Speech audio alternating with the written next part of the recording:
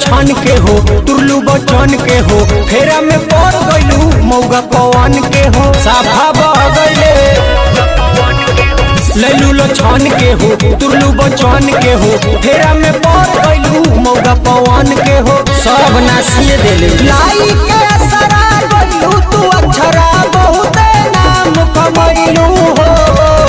घर के न घाट के तू भइलू हो फेरू खेसारी लगे अइलू हो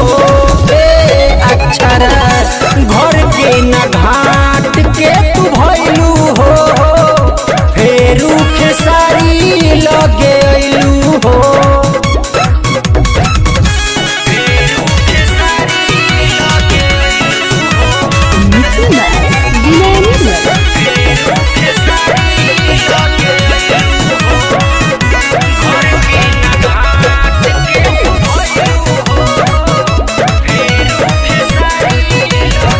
लास्ट में फास्ट याद ओइले खेसारी सचो में अक्षरा तू बाड़ू खिलाड़ी फिर खेसरिए मरद का में आई रे पगली लास्ट में फास्ट याद ओइले खेसारी सचो में अक्षरा तू बाड़ू खिलाड़ी घूम फिरी आइलू फला न कहलू पहिला प्यार अपनैलू हो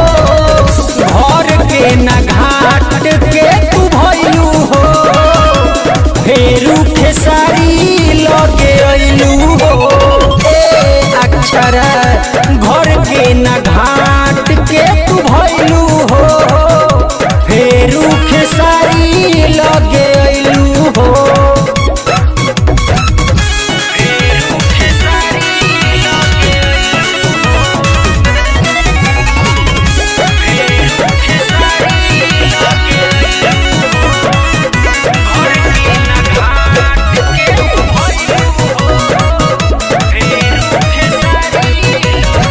पहले खेसारी तहिक भर खैले जूठा जवनिया के पवन जूठी अइले नदी से नहर बना के छोड़ देले सब